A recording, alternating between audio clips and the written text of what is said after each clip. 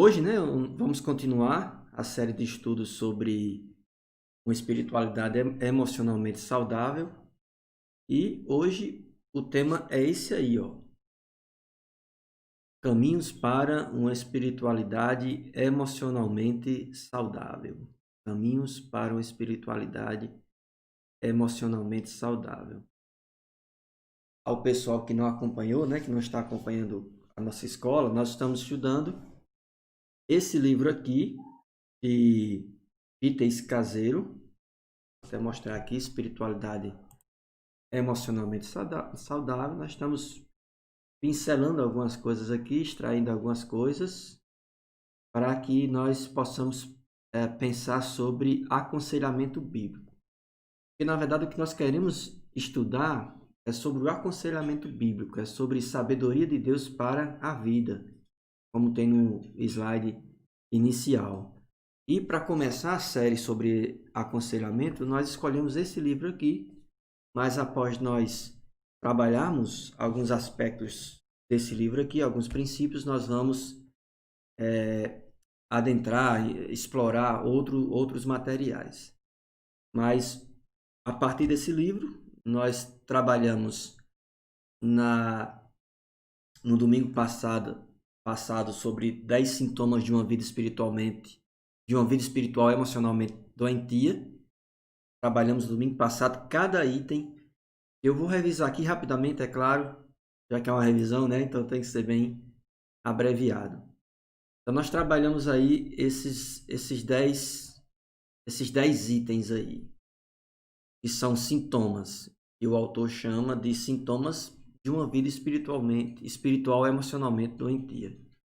O primeiro que nós estudamos é esse aí, usar Deus para fugir de Deus.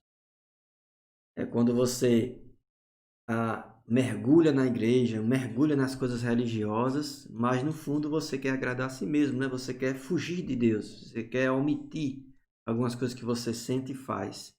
E usa a religiosidade para fazer isso. Por exemplo, vou fazer um curso de teologia. Por quê? Porque eu tenho feito coisas erradas e eu acho que se eu fizer teologia eu vou me tornar uma pessoa melhor, né? E não deve ser assim. Ignorar emoções como ira, tristeza e medo, ou seja, apesar de nós sermos cristãos, mesmo nós sendo cristãos, nós temos esses sentimentos e nós não podemos negá-los. Nós precisamos gerenciá-los junto a Deus, pedindo a Deus que nos ajude. Terceiro aí, morrer para coisas equivocadas. O fato de você se converter não significa que você tem que perder o gosto pela música, pela arte, pelo esporte, abandonar as amizades, se distanciar dos familiares. Não. Converter não precisa, não significa dar as costas para pessoas importantes de nossa vida ou para coisas que o próprio Deus pensou para nos dar prazer. Precisamos sim morrer para a mentira, para o orgulho, para a inveja, para a prostituição, isso sim. Quarto sintoma, negar o impacto do passado sobre o presente, é outro sintoma, porque é preciso reconhecer que existem coisas de nossa história que nos fazem mal e que, quer queiramos ou não, estão no nosso gene, estão no nosso gene moral, como se diz assim.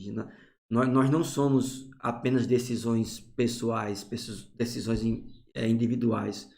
O nosso ser ele é constituído por um conjunto de decisões que foram tomadas por nossos pais, por amigos, enfim. Nós não somos ilhas. Existe um passado que nos construiu e precisamos viver um presente nas mãos de Deus para que Ele mesmo, como moleiro, nos molde segundo a imagem de Cristo. Um quinto sintoma é dividir a vida em secular e sagrado.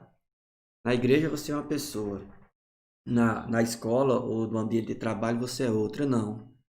Um cristão é um cristão, deve ser um cristão e se comportar como um cristão 24 horas do seu dia, 100% de sua existência, seu ser. E não compartimentar em lugares diferentes o nosso temor a Deus. Então não deve ser assim.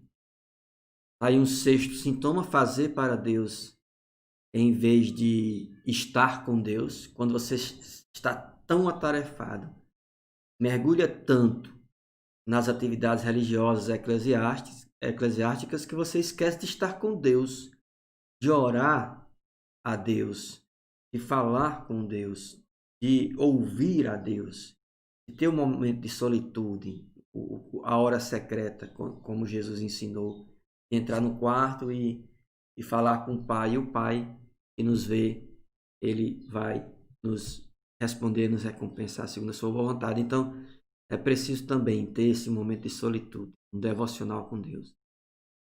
Certo? No sintoma, usar a espiritualidade para omitir o conflito. Quando você diz assim, não, eu sou cristão e como cristão eu não procuro confusão com ninguém, existem conflitos, então é melhor ter paz do que ter razão. E você, em nome desse discurso, vende a verdade por uma falsa paz, porque quem vende a verdade pela paz não vai ficar em paz. É a verdade quem liberta, é a verdade quem cura, mesmo que doa. Ela deve ser dita em amor, é claro, mas precisamos ter essa postura autêntica diante de Deus e das pessoas. Sabe? Não usar a espiritualidade como um meio de fugir de um problema. Não. Eu vou orar e Deus vai resolver. Não, na verdade, ore e vá resolver. Tome a iniciativa. Oitavo sintoma é encobrir a fragilidade, a fraqueza e o fracasso. Nenhum cristão é um super cristão, um super homem. Não. Nós somos frágeis, nós temos fraquezas e nós fracassamos. Muitos dos nossos sonhos não se realizam. Muitas de nossas expectativas não se cumprem. E precisamos ter essa ciência, precisamos ter essa humildade para reconhecer tudo isso. Um nono sintoma é viver sem limites, é querer salvar o mundo com duas mãos, sabe? É você, não, eu tenho que ajudar os pobres, tenho que visitar os enfermos, tenho que evangelizar os países orientais, eu tenho que ajudar o irmão, consolar o irmão que perdeu uma pessoa, eu tenho que, e você não consegue, você tem limites, e nem Cristo pediu que você salvasse o mundo no lugar dele, de maneira nenhuma. Então é preciso ter essa sensibilidade, sabe, diante do mundo e diante de si mesmo, em si mesmo. Você reconhecer que tem limites, que você não é capaz de fazer tudo aquilo que você gostaria de fazer pelo bem das pessoas. Não, você é limitado. E mais um passo aqui que eu fiquei na frente aqui, deixa eu tirar minha imagem aqui para vocês poderem enxergar aqui. E é julgar a jornada espiritual dos outros, né? É o 10º sintoma de uma vida espiritual emocionalmente doentia. É você julgar as pessoas porque elas não se parecem com você, porque tem uma postura diferente da sua em termos espirituais. E a gente tem que tomar muito cuidado. Claro, como eu disse na aula anterior, até Igor lá de Mossoró fez uma questão interessante, dizendo, não, pastor, a gente não deve julgar ninguém. Não é nesse sentido que eu estou dizendo, nem que Jesus falou quando ele disse lá que nós devemos, lá em Mateus capítulo 7, né? Quando Jesus diz lá em Mateus capítulo 7, não julgueis para não seres julgados, não é no sentido de você omitir a verdade em nome da paz. Não é nesse sentido não, de você fingir que todos os caminhos levam a Deus. Não, só existe um caminho que leva a Deus, e esse caminho é o Senhor Jesus Cristo. O julgar lá é julgar sem critérios justos, sabe? O juízo temerário, o juízo corrupto, o juízo baseado no orgulho, o juízo baseado em verdades que não são verdades e mentiras. Esse era o juízo que os fariseus faziam, executavam lá, e Jesus censurou esse tipo de juízo. O que é certo de acordo com o que Deus diz, o que é errado de acordo com Deus diz. Então, nós temos que ter essa consciência. Certo? Vamos lá? Então, aqui foi uma revisão básica aqui do livro Espiritualidade Emocionalmente Saudável, viu? Larissa está perguntando aqui. O nome do livro é esse, Espiritualidade Emocionalmente Saudável, de Peter Escaseiro. esses foram os 10 sintomas que nós estudamos na aula passada.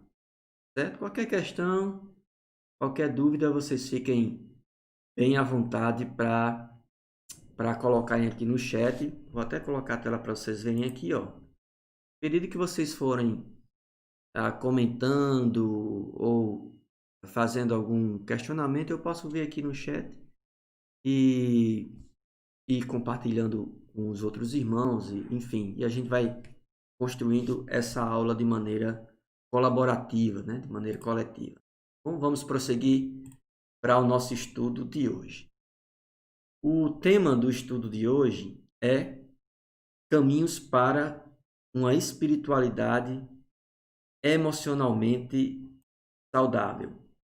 Caminhos para uma espiritualidade emocionalmente saudável. O primeiro caminho que o autor coloca é o conhecer a si mesmo para conhecer a Deus. Conhecer a si mesmo para conhecer a Deus. É o autoconhecimento. É o autoconhecimento. Mas, pastor, o que significa conhecer a si mesmo para conhecer a Deus? Ele vai dizer que para que eu me perceba como um ser carente de Deus, eu tenho que fazer uma investigação de mim mesmo. Especialmente, eu tenho que conhecer os sentimentos que sustentam as minhas ações. Por que faço o que faço? No sentido de que sentimento me motiva a agir como eu ajo? Ele cita 8 tipos de sentimentos que os estudiosos dessa área listam. Ele fala sobre o sentimento da raiva, fúria, hostilidade, irritabilidade, contrariedade, ira também, né? Então, o que me tira do normal? O que faz com que eu me exploda? O que faz com que eu grite? O que faz com que eu sou e eu trema de raiva? O que é que me irrita? Enfim, o que é que alimenta a fúria dentro de mim? É preciso ter essa resposta, sabe? Para você se conhecer. E quando você encontrar essa resposta sobre o que lhe traz raiva, aí você vai perguntar o porquê isso lhe traz raiva e, posteriormente, você vai orar a Deus pedindo que substitua, faça com que esse sentimento de raiva seja aplacado pelo sentimento de misericórdia, de bondade e de paciência. Primeiro, eu tenho que conhecer os sentimentos que sustentam minhas ações para vencê-los com a força do Espírito Santo. Tristeza, outro conjunto de sentimentos que sustentam as ações. Aí, dentro da tristeza, sofrimento, autocomiseração. Autocomiseração é aquela atitude de se ver como miserável. Ah, ninguém gosta de mim, eu sou feio, eu sou burro, eu não tenho nenhuma habilidade, eu não tenho nenhum dom, ninguém gosta de mim. Esse sentimento de autocomiseração é doentio, adoece a alma e rouba a felicidade das pessoas. O sentimento de desespero também está dentro da tristeza, a depressão, a solidão. É preciso se questionar sobre isso. O que me faz triste? O que me faz sofrer? O que me faz lastimar sobre meu ser? Ou por que eu fico desesperado nessas situações? Ou depressivo? Ou me sinto solitário? Sentimento de tristeza. Sentimento de medo, que tem a ver com ansiedade, impaciência, nervosismo, horror, terror, apreensão, a inabilidade de esperar, a inabilidade para confiar em Deus e esperar que Ele haja no tempo apropriado. Sentimento de prazer, é um sentimento positivo, né? Nós elencamos aí os 3, tem 4, 5 sentimentos aqui que a gente pode dizer que são sentimentos negativos, mas tem um sentimento de prazer também. Sentir prazer, meus irmãos, não é pecado, viu? Sentir prazer não é pecado. Se alegrar, rir, extravasar, entendeu? Num jogo de futebol, dependendo de como você faz isso, né? A questão não é o prazer. Deus nos fez pessoas que sentem alegria, que sentem prazer na arte, na música, na culinária, sabe? No cinema, na literatura. Você sente prazer na comunhão com outras pessoas. Para os casados aí, na vida sexual, Deus fez o sexo não só para reprodução, mas também para o prazer de um casal casado. Então, assim, é algo bom o prazer. Agora, se você faz do prazer um ídolo, aí você peca contra Deus. Aí você torna aquela coisa que transmitia a alegria em algo doentio, em algo que faz você um escravo de suas emoções. Tomar cuidado para lidar com prazer. O amor, no sentido de aceitação, confiança, devoção, adoração, nós amamos. Deus nos fez a sua imagem e semelhança. Então, se Deus é amor, Ele nos ama e nos habilita a amar por meio do Espírito Santo. Nós amamos como Ele nos ama. Mas todo ser humano tem o amor em si, um amor manchado pelo pecado. Isso é verdade. Mas ainda existe uma semente divina lá no homem que o faz amar e fazer o bem. O cristão convertido, ele ama poderosamente, vamos dizer assim. Por quê? Porque ele ama com o amor de Deus, com o pleno amor de Deus, que é, que é eficiente, que é realizado, que é motivado, que é alimentado pelo Espírito Santo. Então, quem é convertido a Jesus ama com amor diferente. Mas por que é um amor diferente? Porque ele tem o Espírito Santo, ele tem a fonte do amor ágape. Só ama com amor ágape quem pertence a Deus. Sentimento de surpresa, que tem a ver com comoção, com admiração, com espanto. Não tem pessoas que choram quando assistem um filme ou ficam ali naquela expectativa para o final do livro, né? Tem livro que você começa a ler e diz, vou ler só algumas páginas desse livro. Só que a história gera tanta expectativa em você, você fica surpreendido com alguns eventos que você quer ler até o fim. Aí o que foi que motivou você ler ou assistir esse filme até o final? Foi esse sentimento de expectativa, né? A admiração, fiquei espantado com o roteiro. Isso fez com que eu fosse até o fim. Então, nós somos pessoas que gostamos de nos surpreender. Nós gostamos de ouvir boas notícias.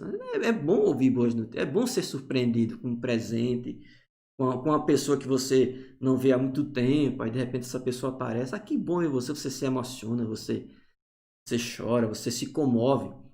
Tem uma imagem que eu gosto muito. Os vídeos que existem, aqueles vídeos que passam os americanos voltando do exército, né? E eles fazem surpresa a seus filhos, sua esposa, né? Eles se vestem lá com a fantasia e de repente chega em casa de surpresa. Eu acho lindo aquilo ali, sabe?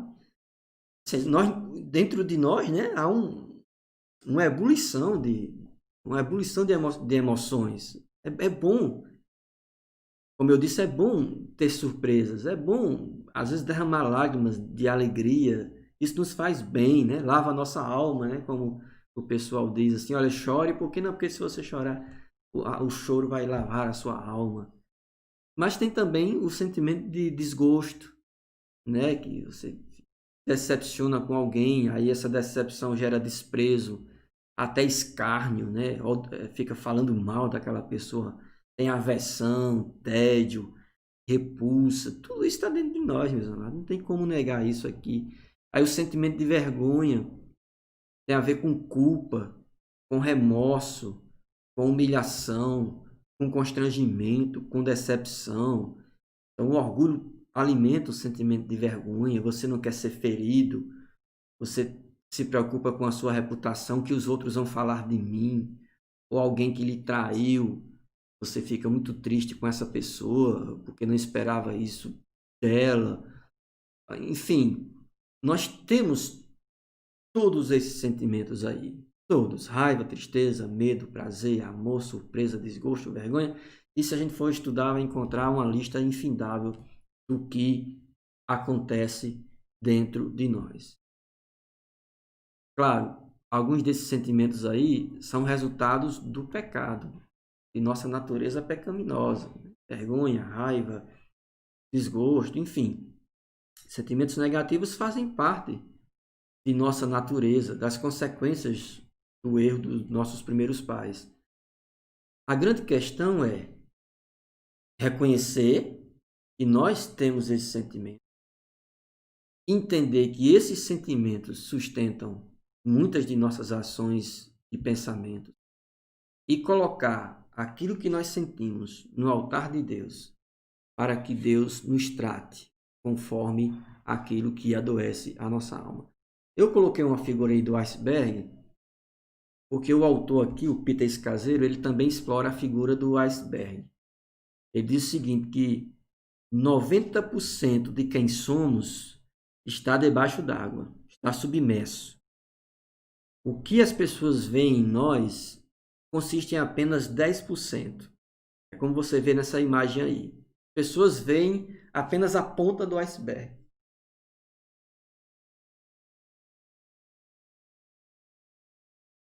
As pessoas veem apenas a ponta do iceberg de quem somos. Somente Deus sabe quem somos em nossa plenitude. Somente Ele sabe.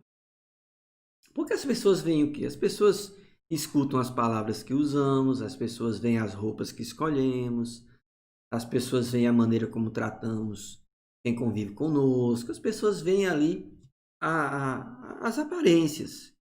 Mas somente Deus e nós mesmos sabemos o que nós sentimos, sabemos qual é a base sentimental que alicerça nossas ações, sabe? E é preciso pedir a Deus que nos ajude a entender quem somos, para que tenhamos um ego verdadeiro. É uma das expressões que o autor usa. O autor faz a distinção entre o ego falso e o ego verdadeiro. O ego verdadeiro é quem somos de verdade. O ego falso é o que nós fingimos ser devido às outras pessoas que convivem conosco. Vamos prosseguir que vamos usar um exemplo que vai facilitar a nossa compreensão aqui.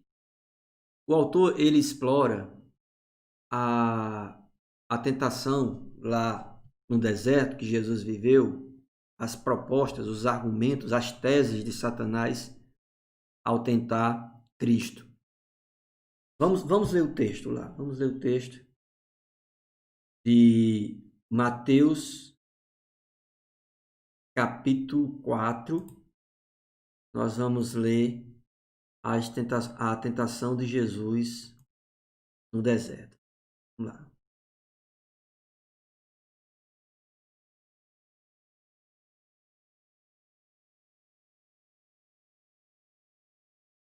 Mateus, capítulo 4. Vamos ler a partir do versículo 1. Lá, vamos entender aqui como foi que Satanás ele tentou o ego de Jesus. Mateus capítulo 4, versículo 1 diz assim: A seguir, foi Jesus levado pelo Espírito ao deserto para ser tentado pelo diabo. E, depois de jejuar 40 dias e 40 noites, teve fome. Então, o tentador, aproximando-se, lhe disse: Se és filho de Deus, manda que estas pedras se transformem em pães. Jesus, porém, respondeu: Está escrito, não só de pão viverá o homem, mas de toda palavra que procede da boca de Deus. Então, o diabo levou a cidade santa, colocou-o sobre o pináculo do templo e lhe disse: Se és filho de Deus, atira-te abaixo, porque está escrito: Aos seus anjos ordenarás a teu respeito que te guardem, e eles te sustentarão nas suas mãos, para não tropeçares em alguma pedra. Respondeu-lhe Jesus: também está escrito: não tentarás o Senhor teu Deus. Levou-o ainda o diabo a um monte muito alto, mostrou-lhe todos os reinos do mundo e a glória deles, e disse: tudo isto te darei, se prostrado me adorares. Então Jesus lhe ordenou: retira-te, Satanás, porque está escrito: ao Senhor teu Deus adorarás, e só a ele darás culto. Com isto, o diabo deixou, e eis que vieram anjos e o serviram. Baseado na tentação de Jesus no deserto, o que é que nós podemos ver sobre as estratégias malignas para distorcer o nosso ego? Primeira coisa é que o inimigo de nossas almas, ele quer que a gente veja ou nos defina a partir do que nós fazemos. Ou seja, eu sou o que faço. Tentação de um falso ego. Será que a minha pessoa é medida pelo desempenho? Se eu for um bom profissional, significa que eu sou uma pessoa satisfeita com a vida, as pessoas me valorizam porque eu sei fazer bem. A balança que Deus usa é a balança meramente do desempenho, daquilo que eu mostro para as pessoas, porque quando Satanás disse aqui,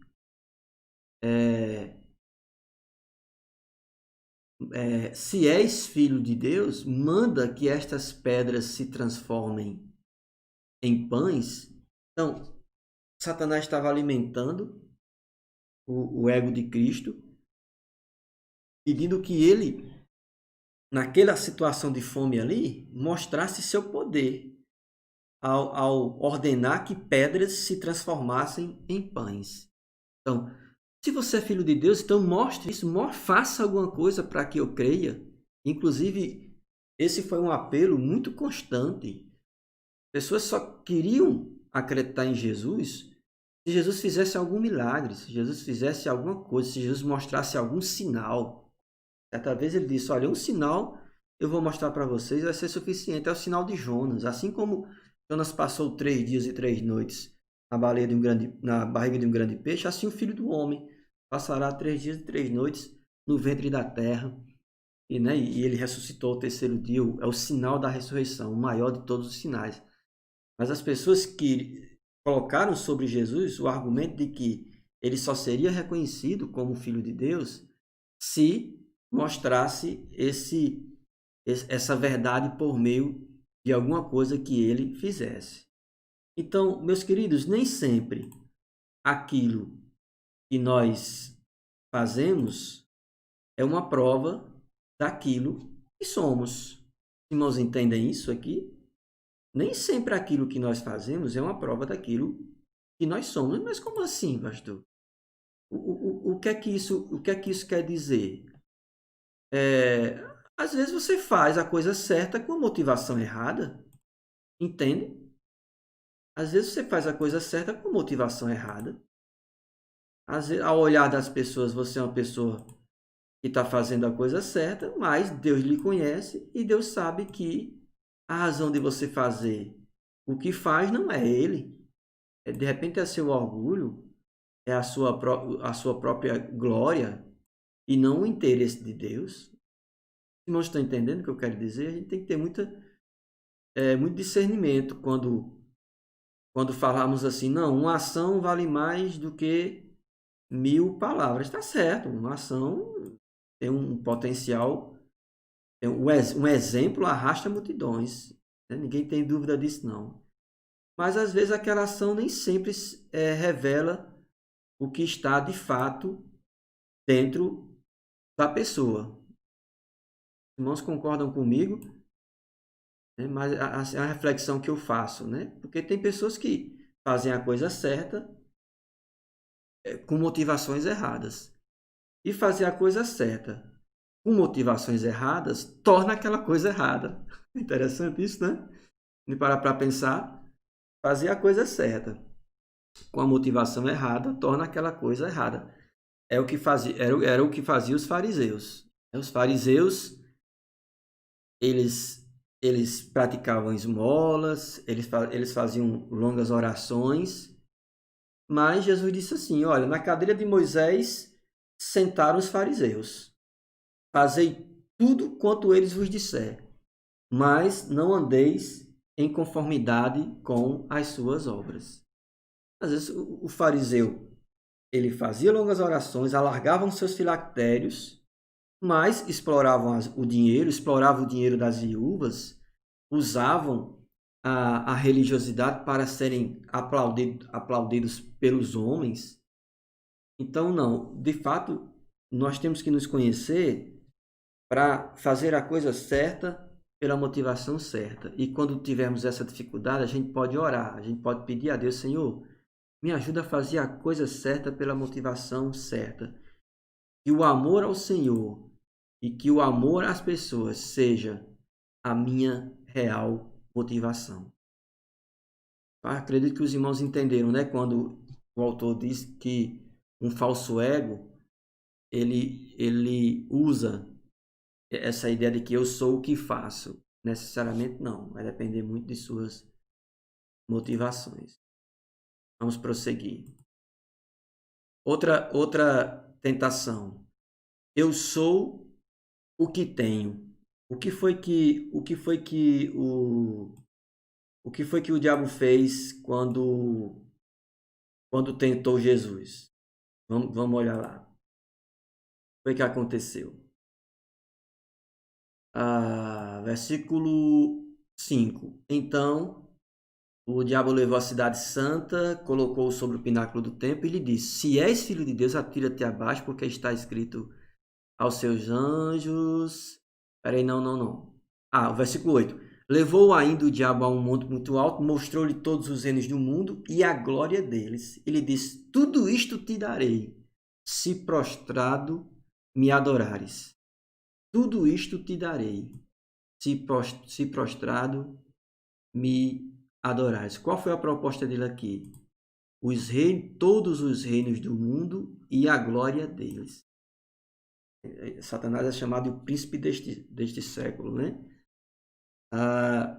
Mas veja, olha, Jesus, se proste diante de mim e você vai ter toda a glória do mundo. Você vai ter todos os reinos do mundo, você vai ter toda a glória do mundo. Você vai ser poderoso, sabe? Você vai ser rico, você vai ser uma pessoa que nunca alguém que nunca houve na face da terra. Às vezes nós somos tentados a definir nosso ego, o nosso eu, pelas posses, pelo bem material. Não, eu tenho um bom salário, eu tenho uma conta bancária recheada, eu já tenho tudo que eu preciso. Eu já tenho propriedades, tudo que meus olhos desejam, eu posso comprar. Então, eu sou o que tenho. Isso de um aspecto do outro lado da ponta, né? Daqueles que se julgam ricos e abastardos. Mas, por outro lado, tem o lado de quem vive a carência. O lado de quem vive a carência diz o quê? Não sou um pobre coitado. Eu não tenho nenhum valor diante de Deus. Mas por que você não tem nenhum valor diante de Deus? É porque eu não tenho nada na vida. Eu já sou uma pessoa de idade avançada, mas ainda não conquistei tudo que eu gostaria de conquistar e por isso eu me acho infeliz. Então tome cuidado para não avaliar o seu ser a partir das posses. O que é que o apóstolo Paulo diz? O apóstolo Paulo diz que a vida de um homem não consiste na abundância dos bens que ele tem, que ele possui. Deus não vai julgar sua conta bancária. Deus não vai julgar a casa, você a partir da casa que você mora. Não. Deus vai Julgar você a partir do bom tesouro. O que é o bom tesouro? É onde você coloca seu coração. Se o seu coração está colocado em Deus, então descanse no Senhor e Deus vai se alegrar com seu temor a Ele. Amém? Vamos lá, vamos prosseguir para uma terceira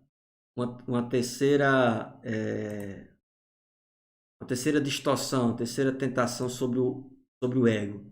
Eu sou o que os outros pensam. Ó, vai juntando as peças aí, né? Satanás tentou Jesus como? Tentando fazer com que ele pensasse que ele era o que ele faria, ou seja, a depender do que ele fizesse, ele ia ser uma pessoa aceita ou não por Deus. Eu sou o que faço, o desempenho. Ele colocou, eu sou o que tenho. Eu vou te dar todos os reinos do mundo. Também com uma tentação, a tentação da posse. Definir o meu eu a partir do que eu tenho. Da marca da minha camisa, do tênis, do carro, da minha rua, do bairro. Tome cuidado com isso, da conta bancária. Toma cuidado com isso. E outra tentação são a glória dos homens. Ele ofereceu o reino e a glória dos homens, a glória do mundo. Eu sou o que os outros pensam. Ou seja, se julgar uma pessoa melhor ou pior a partir do que os outros pensam. Se nós formos viver a partir do que os outros pensam, nós seremos escravos dos outros. Tome muito cuidado. Tome muito cuidado para não se tornar escravos da opinião alheia. Pastor, isso significa que eu devo ignorar o que os outros pensam a meu respeito? Não, de maneira nenhuma. Você não deve ignorar o que os outros pensam a seu respeito, não. Por quê? Porque nós somos chamados a dar um bom testemunho, né? Não é assim? Nós somos sal e luz, mas entenda, dar um bom testemunho é diferente de se tornar um escravo da opinião alheia. São coisas distintas. Você não vai ser escravo da opinião dos outros, não. Tome cuidado com esse discurso bonito do politicamente correto. Não, pastor, é porque se eu fizer isso as pessoas não vão gostar. Não, algumas pessoas que me admiram vão parar de me admirar. Ah, então se você vender a alma para a glória do mundo, quem vai gostar disso é o diabo, entendeu? Não se posicione, se coloque como alguém que ama a Deus com todo o ser e acima de todas as coisas e pessoas. É Deus em primeiro lugar. Jesus, Paulo, né? Quando a gente lê as Escrituras, a gente vê essa tentação aqui de, de popularidade, sabe? De buscar o aplauso do mundo, dos homens. Inclusive, Jesus fez uma advertência aos discípulos, né? Ele disse, olha, ai de vós, quando todos vos gloriarem, quando todos vos elogiaram, porque fizeram também isso com os profetas, e depois mataram os profetas, como também fizeram isso com o próprio Jesus Cristo. Muitas pessoas que seguiram Jesus ali por causa da cura, dos milagres, aplaudiam Jesus, diziam que ele era o Messias. De repente, quando Pilatos colocou a opção entre Jesus e Barrabás, eles escolheram quem? Eles escolheram Barrabás. Então, tome muito cuidado com a glória do mundo, com o aplauso dos homens. Não deixe Satanás alimentar o seu ego com elogios, com popularidade. Não tenha a ambição de ser uma pessoa popular. Não tenha. Pregue a palavra de Deus, alcance a vida de pessoas, o máximo de pessoas que você conseguir, mas não faça isso da popularidade a razão de sua vida. Amém? Amém, meus queridos? É isso. É uma verdade que nós não podemos negar. Deixa eu ver aqui o que é que Nilson escreveu aqui, né? Deixa eu melhorar aqui, Nilson, para todo mundo ver aqui. Hoje as pessoas lhe julgam pelo número pelo número de seguidores nas redes sociais. Inclusive, a gente diz assim, né, Nilson? Os amigos, você tem quantos amigos nas redes sociais? O conceito de amigo é um conceito muito pesado, né? Para uma pessoa se considerar amiga da outra, tem que haver um nível de intimidade muito grande, né? Tem que ser uma pessoa confiável, tem que ser uma pessoa que eu possa me abrir sem medo de que o que eu estou dizendo a essa pessoa não vai vazar. Amizade é um conceito que a Bíblia explora também. Inclusive, a Bíblia diz que há amigos mais chegados que irmãos. Há um amigo mais chegado que o irmão, ou seja, tem pessoas que têm um vínculo conosco maior do que aquele que tem vínculo sanguíneo, irmão, né, de carne. É que a gente se abre mais do que com as pessoas de nossa própria casa. Mas a gente tem que ter muito cuidado com as redes sociais, viu? Então, muito cuidado, né?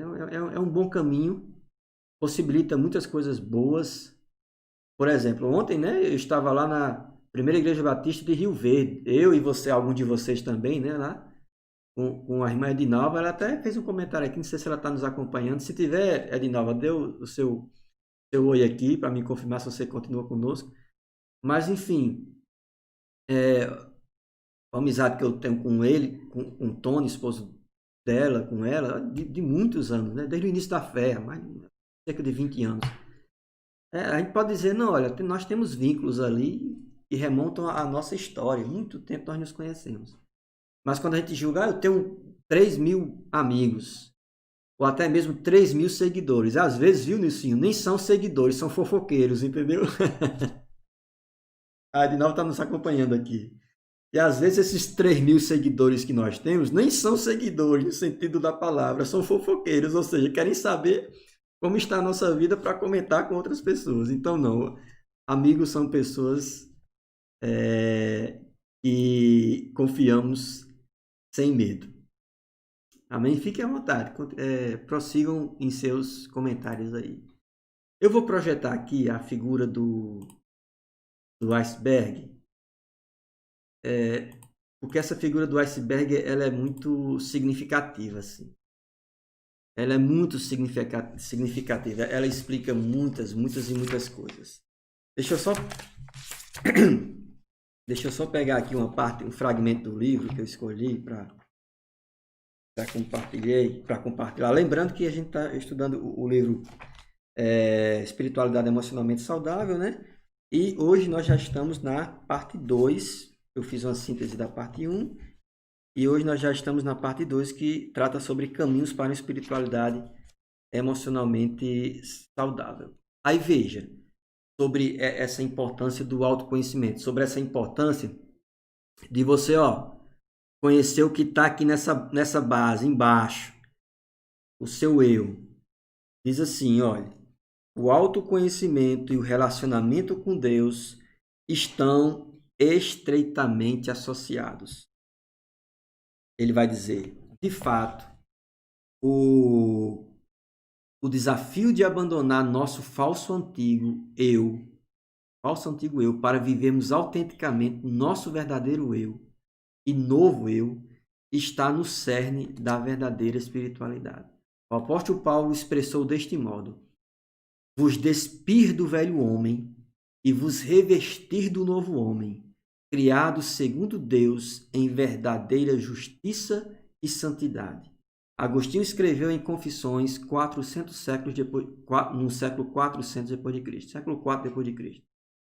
Como você pode se aproximar de Deus estando distante de si mesmo? Ele orou: concede, Senhor, que eu possa conhecer a mim mesmo, para que possa conhecer a ti. Conhecer a mim mesmo, para que eu possa conhecer a Deus. Entende, meus irmãos? Conhecer a si mesmo para poder conhecer a Deus. E ele vai colocar o quê? Como eu já apresentei, ele vai colocar que os sentimentos, se eu voltar aqui para essa tela, ele vai colocar que reconhecer os sentimentos é o primeiro passo para estreitar a nossa relação com Deus. Reconhecer as nossas emoções. Inclusive, ele vai dizer aqui no livro que Deus é um Deus que sente. Deus é um Deus que é um Deus zeloso, é um Deus que tem ira, é um Deus que ama, sabe? Jesus, quando esteve entre nós, o texto diz que Jesus, ele se entristeceu, ele chorou, Jesus chorou. Então, Jesus também mostrou sentimentos. Então, sentimentos não é algo ruim. Sentimentos podem ser adoecidos devido ao pecado e às nossas decisões, há pensamentos também incrédulos. Mas precisamos conhecer os sentimentos, diagnosticar aqueles sentimentos doentios que prejudicam nossa espiritualidade e alimentar sentimentos que nos fazem bem, como misericórdia, compaixão, humildade, alegria, paz e assim por diante. Deixe-me colocar aqui o que ele fala depois dele apontar essas 3 tentações de Satanás para criar um falso ego. Só colocar aqui. Pronto. Ele vai dizer o seguinte, ele vai dizer que nós precisamos permitir, precisamos investir tempo para que Deus construa ou trabalhe no nosso eu verdadeiro. Porque nós temos um eu verdadeiro, quem somos de verdade. Primeiro conselho que ele diz aqui, você quer trabalhar bem os seus sentimentos? Além desse caminho de conhecer a si mesmo, ele diz, olha, encontre companheiros confiáveis. Encontre pessoas com as quais você possa se abrir. Diga para as pessoas o que você sente. Olha, eu tenho problemas de falta de perdão. Tem pessoas que eu não perdoei em minha vida e sofro até hoje. Aí eu posso dizer assim, olha, procure alguém, confesse suas culpas para ser curado emocionalmente. Um pastor, um conselheiro. Se você tem namorado, noivo, cônjuge, se abra. Aí é que você tem que se abrir para essa pessoa que ao seu lado, diga o que você sente, seus complexos de inferioridade, ou seu orgulho, sua dificuldade de perdoar, às vezes você mente, diga isso para a pessoa para que você seja curado. É um conselho que ele dá. Encontre pessoas, companheiras, pessoas verdadeiras. Ele vai dizer, saia de sua zona de conforto, não tenha medo, saia, não se acomode. Eu sou assim, vou morrer assim. Não, saia dessa zona de conforto. Saia dessa zona de conforto. Não se entregue a sentimentos que escravizam você. Terceiro conselho que ele dá ainda, ore por coragem. Ore por coragem. Diga, Senhor, me dê coragem para que eu diga para as pessoas quem eu sou de verdade. Não deixe, Senhor, eu sofrer sozinho. Não faça isso, meus queridos. Diga para as pessoas, olha, eu tenho preconceitos, eu tenho alguns medos, eu tenho alguns traumas. Por causa de que você tem esses traumas? Meu pai que me tratou assim, minha mãe, meus irmãos. Eu já fui traído, eu já investi muito de minha vida em outra pessoa e ela me abandonou. Eu me sinto um órfão emocional, sabe? Eu tenho ciúmes, diga isso para a pessoa, eu tenho ciúmes, eu tenho inveja, eu me sinto eu sinto vergonha de mim mesmo, sabe? É preciso ter alguém que escute, sabe? É tão bom ter alguém que escute o que a gente sente, que escute nossos sentimentos. Eu sei que existem pessoas que só querem falar e falar e falar e falar e falar. É muito chato, gente. Pare para escutar o outro. Pare para escutar o outro. Não seja um falastrão desenfreado. Não pare. Muitas vezes, algumas pessoas me procuram buscando aconselhamento. E o que é que acontece? Às vezes, eu digo poucas palavras. Eu deixo a pessoa falar. E no final, depois que as pessoas falam tudo que gostariam, estavam com vontade de falar, a pessoa diz, olha, obrigado por me escutar. Estou saindo daqui aliviado. É tão bom ter um ouvido amigo, não é verdade? É tão bom ter ouvido um amigo. Nós temos que criar um curso de escutatória, não tem um curso de oratória? Aí tem Rubem Alves, um filósofo, ele dizia isso, que muitas pessoas querem fazer o curso de oratória, poucas pessoas querem fazer o curso de escutatória. A escuta sensível, acho que nós temos que aprender. E eu acredito que no decorrer desses estudos sobre aconselhamento, nós vamos trabalhar sobre esse tema. Para nós terminarmos a aula de hoje, eu vou ler um texto que eu escrevi há um bom tempo. E após essa... É uma reflexão curta, mas eu queria que você lesse comigo e após nós lermos, a gente pode concluir a nossa aula. Vou encontrar esse texto aqui. E o nome desse texto é justamente o conhecer a si mesmo, né? Ter uma imagem correta de si mesmo.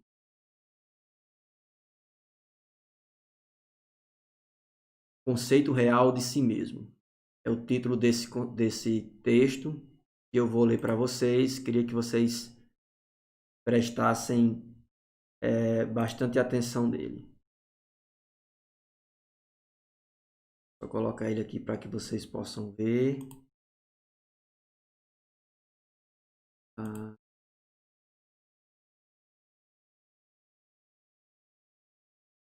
Vou ampliar aqui para ver com calma.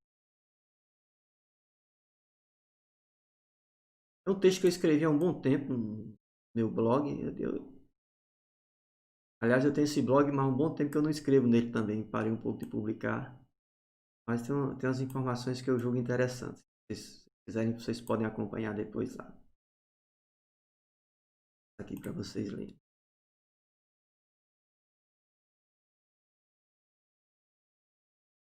Aqui, um conceito real de si mesmo. Deixa eu ampliar mais um pouquinho que eu quero que vocês vejam uma letra maior. Assim. Pronto. Veja o que esse texto diz aqui. Ter um conceito real de si mesmo é uma condição imprescindível na vida de quem deseja amadurecer. Se o nosso autoconceito é diferente da realidade, acabamos nos enganando, sentindo confusos e não enxergando os próprios defeitos. É como um doente que não sabe que está doente ou que não admite o fato até sentir as dores. A Bíblia enfatiza a busca da consciência de si mesmo. A contínua repetição de termos como domínio próprio, prudência, sensatez, bom siso, juízo, sabedoria, longanimidade, moderação, temperança, etc., refletem o propósito divino de que o homem se conheça para ter domínio de si. O teu desejo será contra ti, mas a ti cumpre dominá-lo, disse Deus a Caim.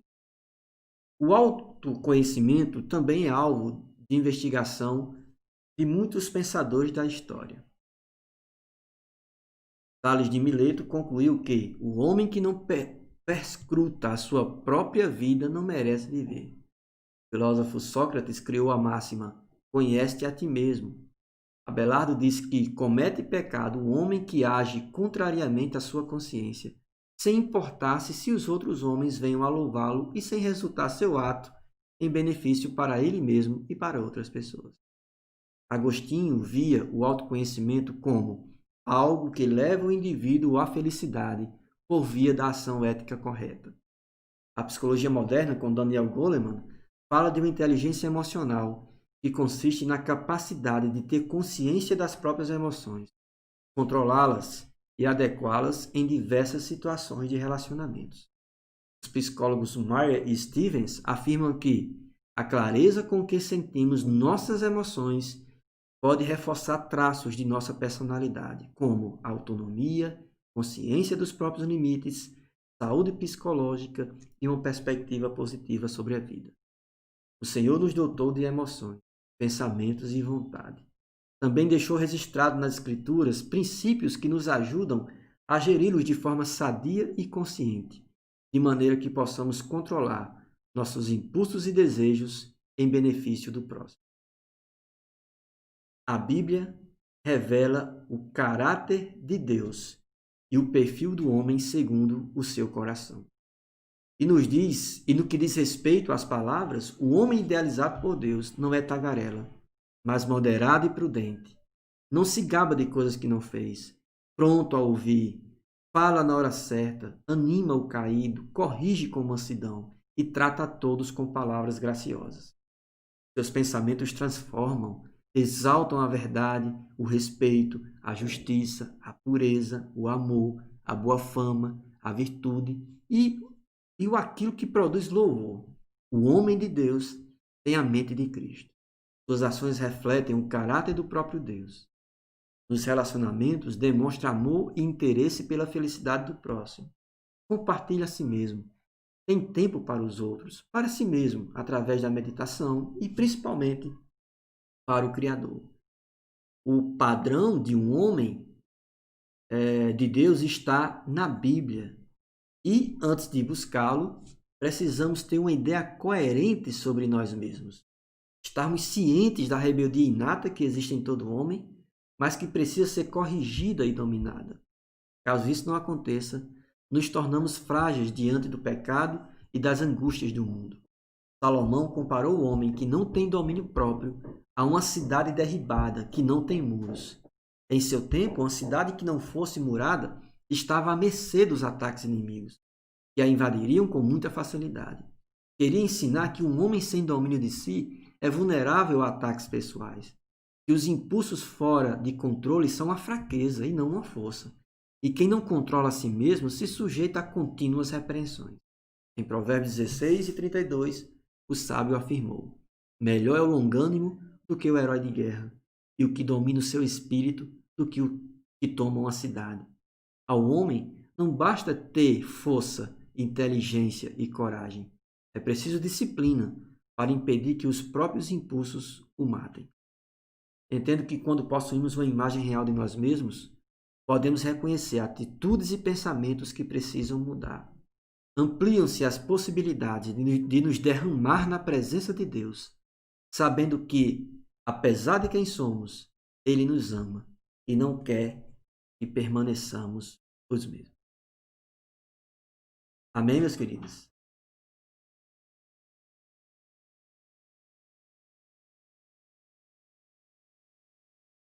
Amém, meus queridos? Conseguiram pelo menos me ouvir aí, né?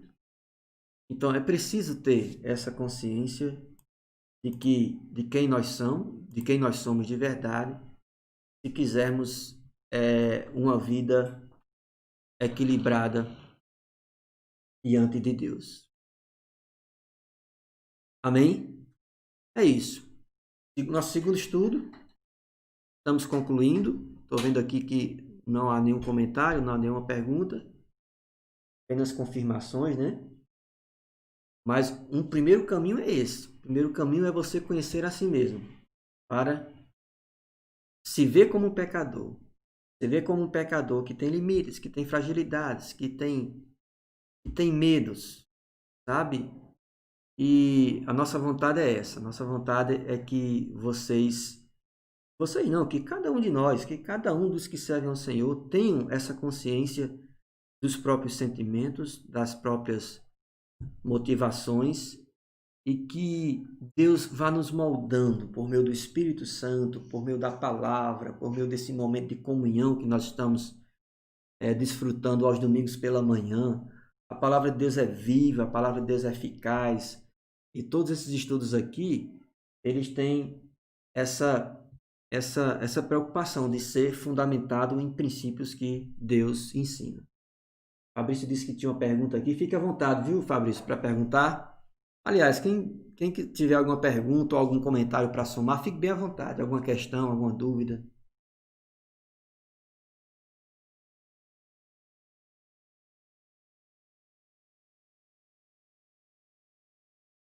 Fique à vontade, Fabrício. Vandinha, muito bom, Vandinha, ver você aqui.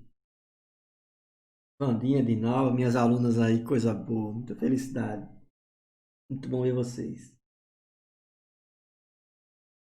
A Dinalva está dizendo que deu para acompanhar também a leitura, ok, porque eu pensei que tinha cortado a Dinalva alguma parte do texto. Estou só esperando aqui a pergunta de Fabrício.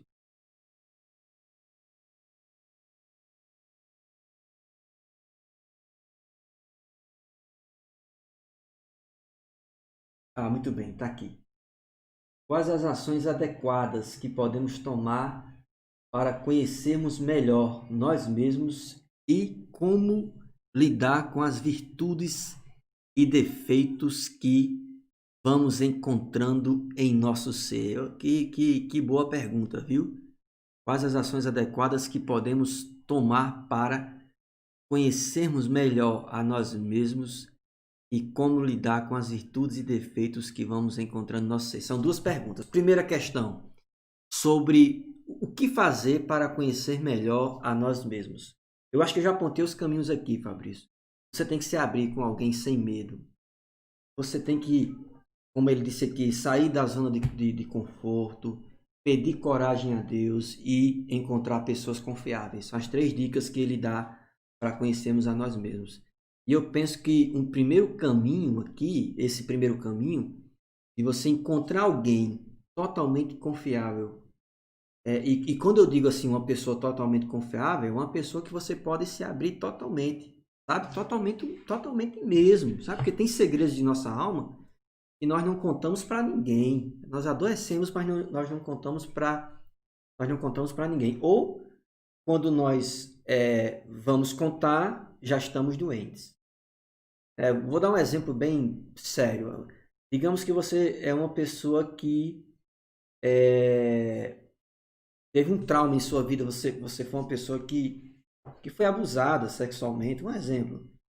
E você guarda isso, mas chega um momento que é importante que você, com a pessoa com quem você vai se casar, com a pessoa que você confia, que você diga isso, sabe? Diga, olha, eu passei por esse trauma aqui, eu tenho dificuldades nessa área aqui. Ou você é uma pessoa que tem um complexo de inferioridade. Ah, eu não me acho bonita, eu não vejo beleza em mim. Eu me acho uma pessoa ignorante, sem conhecimento.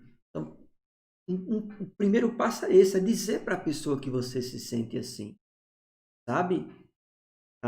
Assim, a minha, como é que a gente diz? Os meus ouvidos aqui é minha esposa, né? Então, muita coisa que eu digo para ela, o que eu sinto de verdade, sabe? E ela sabe ouvir, essa é a grande vantagem. Ela escuta sem me julgar, porque preciso dizer isso para alguém que não vai julgar você, que vai dizer, ah, então você é um mau caráter. Não, é um mau caráter, é porque você. Não, não. É pessoas que apenas escutem você e que digam alguma coisa que se some à sua vida. Então, um caminho é esse, sabe? É se abrir, sabe? É chorar, é rasgar o coração para uma pessoa que você confia, dizer realmente o que você sente. E a segunda parte da sua pergunta aqui, como lidar com as virtudes e defeitos que vamos encontrando em nosso ser. Gostei de sua ênfase aqui nas virtudes. Gostei de sua ênfase nas virtudes. Porque nós temos virtudes e nós não precisamos negar essas virtudes, por um lado. E por outro lado, nós não precisamos nos apoiar nessas qualidades positivas que nós possuímos. É preciso equilíbrio, sabe? É preciso colocar todas essas virtudes dentro de uma caixa e entregar para Deus. É dizer, olha, Senhor, eu sei dos dons que o Senhor me deu, mas são dons, ou seja, não vem de mim, não são méritos, minhas habilidades e virtudes não têm raiz em mim, tem raiz nos céus, é o Senhor quem me dá isso. Então, quando você se sentir tentado a se orgulhar, a se ensoberbecer, aí dobra o joelho e diga para Deus toda honra, toda glória, toda conquista, toda virtude que tenho, que seja para o seu louvor, Senhor. Faça como João Batista. É importante que Jesus cresça e que eu diminua. Se esconda por trás da cruz. esconda por trás da cruz. E sobre os defeitos, tem 3 perguntas em uma aí, viu, Fabrício? Que é virtudes e defeitos. Reconheça que tem defeitos, não se acomode a esses defeitos, é outro, né, conselho que ele dá. Saia da zona de conforto. Reconheça que eu sou temperamental. Não, eu sou preguiçoso. Não, eu não gosto de ler. Eu perco muito tempo, não sei administrar a minha vida, sou indisciplinado. Então reconheça que existem esses defeitos. Diga para alguém, diga para Deus. Faça leituras para trabalhar esses defeitos. Assista vídeos, converse com pessoas e, sobretudo, ore, busque a Deus. Diga para Deus, Pai, eu tenho esse tipo de defeito aqui, esse defeito me entristece, me ajuda a vencê-lo. Eu penso que alguns de nossos, digamos, defeitos, eles nunca serão eliminados 100%. Nós teremos que administrar, sabe? Nós teremos que, passo a passo, ir vencendo eles. E nós temos a natureza pecaminosa e a santidade total somente lá na frente. Quer ver um defeito muito feio? Daqui a lá a pessoa gosta de mentir. Mentir para trazer glória para si mesmo. Um exemplo.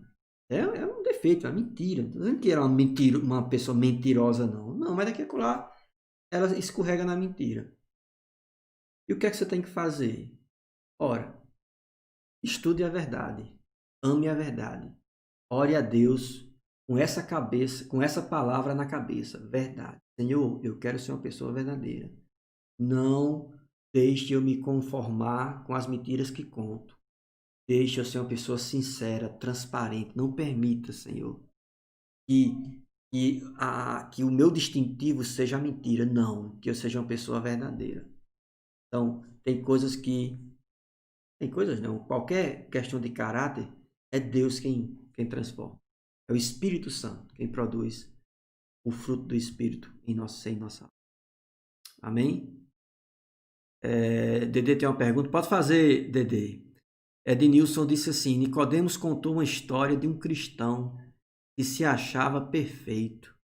Aí ele foi perguntar essa história à esposa dele e ela contou os defeitos dele. Entendi nisso aí. Augusto Nicodemos, né? Contou uma história de um cristão que se achava perfeito, aí foi perguntar essa história à esposa dele e ela contou. Exatamente. Muito bom. Mônica diz aqui: louva a Deus por sua vida, por tê-lo ao meu lado, por me ouvir. Ai, tá se declarando aqui, viu, Adinalva? Tá no clima da reunião de casais de ontem, viu? Aí é minha mulher, minha conselheira, viu? Meus ouvidos, né? Maquésia diz assim: Maquésia é minha amiga lá na UERN, minha colega de profissão, professora, altamente competente. Abraço para Messias também, foi meu aluno. Um abraço, gosto muito dele. Alex, parabéns pela iniciativa do seu canal. Gostaria de perguntar para uma pessoa que está com a saúde emocional abalada, quais os caminhos necessários para sair da depressão? Vamos lá, depois eu leio a pergunta do Dedê, deixa eu responder a questão de Maquésia. Olha, Maquésia, a gente tem que tomar o cuidado, como o próprio autor diz, de não espiritualizar os conflitos. É uma das coisas que ele fala aqui, né? Um dos sintomas de uma espiritualidade doentia é espiritualizar os conflitos. O que é que eu quero dizer com isso? Eu quero dizer que tem situações que a orientação mais correta que poderemos dar é: procure um médico, procure um psicólogo, procure um psiquiatra.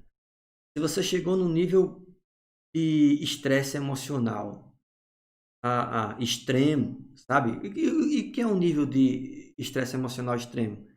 Quando para de comer, para de dormir, insônia, falta de apetite, ansiedade incontrolável, aí tem que ser medicado. Realmente, se chegar a esse nível, eu digo, olha, procura um psiquiatra, você vai tomar uma medicação, um calmante para dormir, um ansiolítico, não tenha preconceito. Quer dizer que podemos adoecer dos ossos, da vista, do coração, dos rins, do estômago e tomamos remédio. Se nós adoecemos da mente, do aspecto emocional, não pode não tomar uma medicação. Se precisar, toma medicação. Mas até lá, e para evitar esse pico, digamos assim, o que é que uma pessoa pode fazer? Parece uma receita básica, mas é verdadeira, sabe? Buscar a Deus,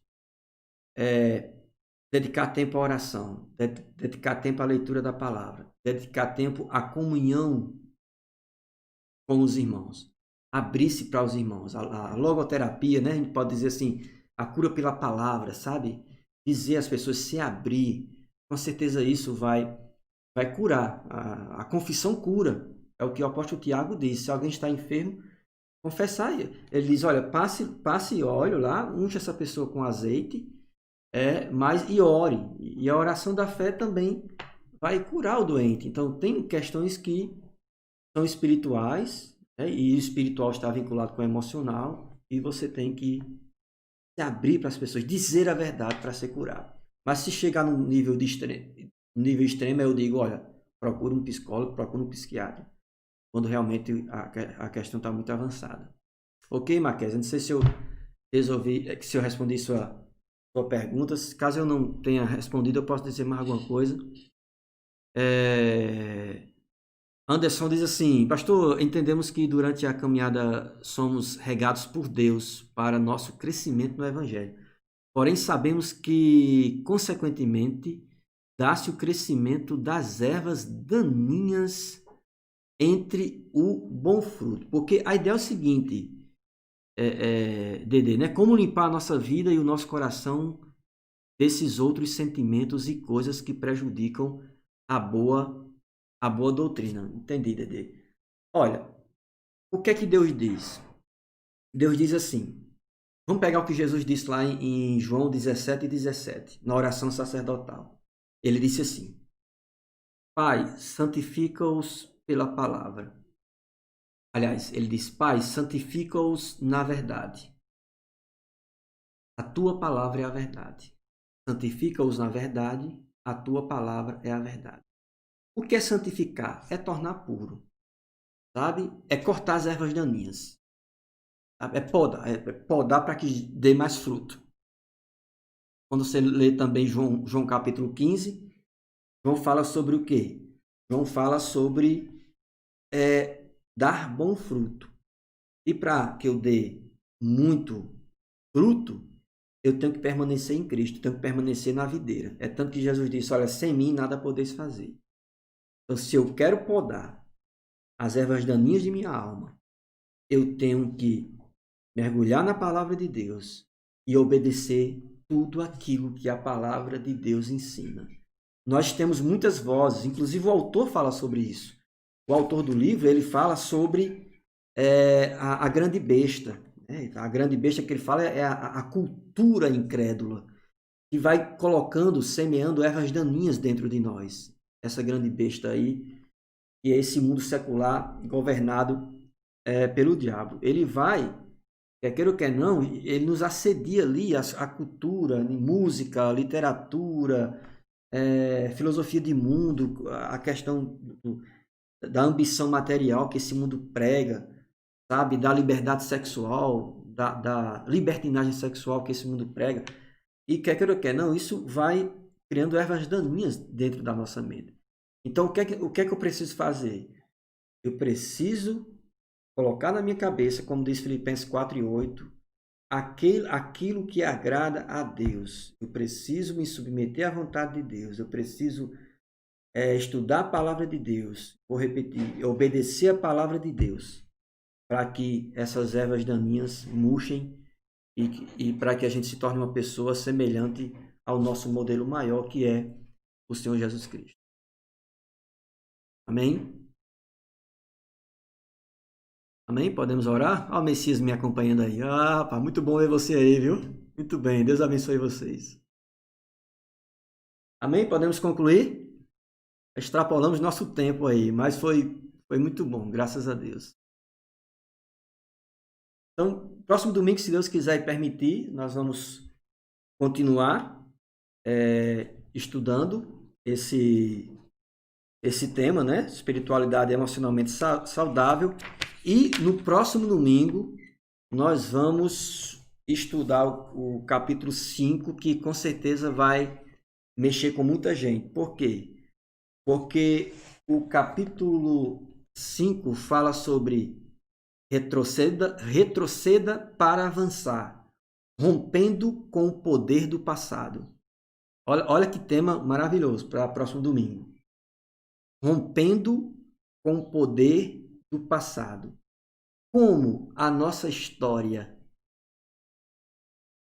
tudo que nós vivemos na família ou dentro de nós, como isso influencia o nosso ser no presente.